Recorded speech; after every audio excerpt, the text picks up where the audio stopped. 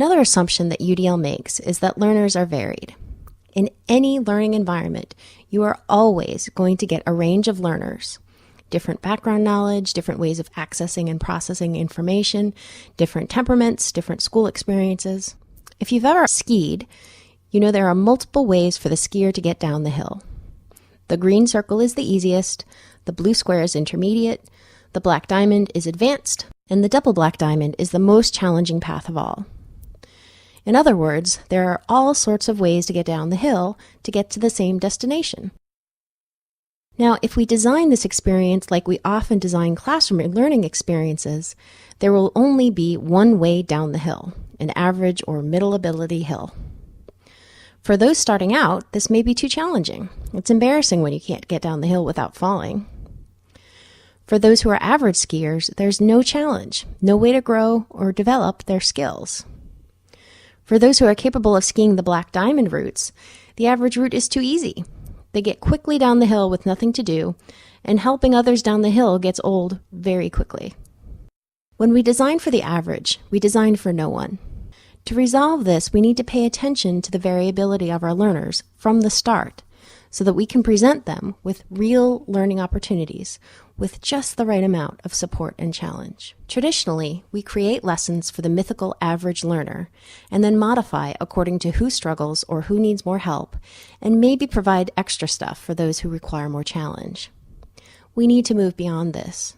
We need to move beyond retrofitting curriculum and reactionary accommodations.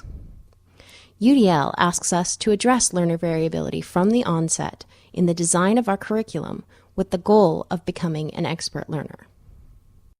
This is probably a familiar puzzle to a lot of you. It's a Rubiks Cube. We could say this cube is designed for the average person. Many people can see the colors and manipulate it with their hands, even if they can't solve it. But who might this not work for? Perhaps people who are colorblind would have trouble distinguishing the red from the green. Or someone who is visually impaired would be unable to see the colors at all. A traditional response to this problem is to create a different Rubiks Cube to meet different needs. Here's a very beautiful brailled Rubiks Cube for those with vision impairments. But what's the problem with this one? The brailled cube might not work for someone who is sighted, who really does respond to the colors on the cube.